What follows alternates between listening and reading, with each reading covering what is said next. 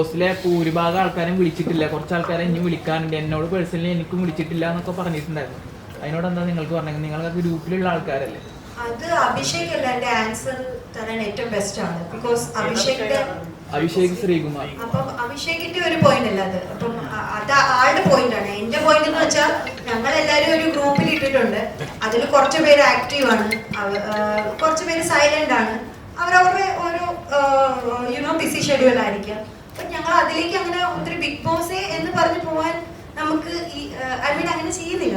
നമ്മള് പല കാര്യങ്ങൾ, പല വർക്കുകൾ, നമ്മളെല്ലാവരും ബിസിയാണ്. സോ അല്ല, കാരണം എല്ലാ കണ്ടസ്റ്റൻസിനെ കൂട്ടി ചേർത്തിട്ടാണ് ഈ അസോസിയേഷൻ സ്റ്റാർട്ട് ചെയ്തിട്ടുള്ളത്. അതുകൊണ്ടാണ് ഞാൻ ചോദിച്ചത്. എല്ലാരെയും ഇൻവൈറ്റ് ചെയ്തിട്ടുണ്ടായിരുന്നില്ല. ഇൻവൈറ്റ് ചെയ്തിട്ടുണ്ടെങ്കിൽ എല്ലാരും പോകേണ്ടതാണ്. പക്ഷെ ഈ പറഞ്ഞല്ലോ, ഇപ്പൊ എല്ലായിടത്തും ഇൻവിറ്റേഷൻ കൊടുക്കുന്ന എല്ലാരും വരാറില്ല. എല്ലായ്പ്പോഴും എല്ലാവർക്കും വരാൻ സാധിക്കില്ല. എനിക്കറിയത്തില്ല, അത് അഭിഷേകിന്റെ സ്റ്റേറ്റ്മെന്റ് ആണ്. അർജുൻ ശ്രീതുവിൽ കണ്ട ഏറ്റവും ഒരു കാര്യം എന്തായിരിക്കും? ഇഷ്ടപ്പെട്ടൊരു കാര്യം അല്ല, ഇഷ്ടപ്പെട്ടൊരു കാര്യം തിരിച്ചു. ശ്രീതുവിനോട് ഈ ശരണ്യ ഈ കഥ അല്ലെങ്കിൽ ഈ തോട്ട് പറയുമ്പോൾ ശ്രീതുവിന് ഇത് ചെയ്യാൻ ബുദ്ധിമുട്ടുണ്ടായിരുന്നു?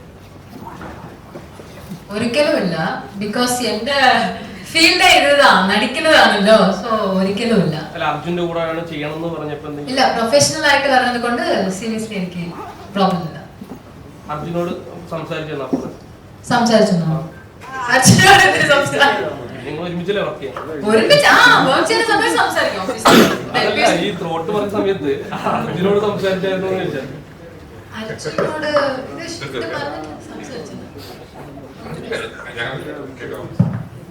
ഞങ്ങളുടെ ഒരുമിച്ചാണ് മ്യൂസിക് ഷെയർ ചെയ്തല്ലോ. ഇപ്പൊ ശ്രീതുനെ കോള് വിളിച്ച് വെച്ച ഉടനെ അർജുന കോള് കൊണ്ട് മനസ്സിലായി. 1 മിനിറ്റ് ഡിഫറൻസിൽ എനിക്ക് തോന്നില്ല ഇവർക്ക് അങ്ങോട്ടും ഇങ്ങോട്ടും കോള് വിളിക്കും, ഞാൻ ഗ്യാപ്പ് കൊടുക്കുന്നുണ്ട്. സോ അതാണ് സത്യം. സോ ആദ്യം ശ്രീതുവിനോട് കംഫർട്ടബിൾ ചോദിച്ചു. ശ്രീതു കംഫർട്ട് ആണോ? ഷീറ്റോൾ ചേച്ചി പ്രൊഫഷൻ ആണോ? I am comfortable. അർജുനോട് ചോദിച്ചു, അർജുൻ ഹാപ്പി ആണോ വിത്ത് സോ?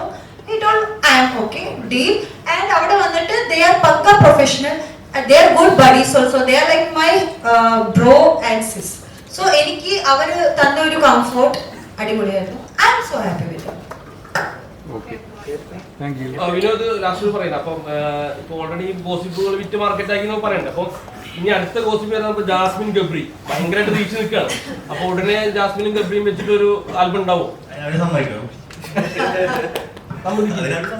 അവര് സമ്മതിച്ചുണ്ടോ?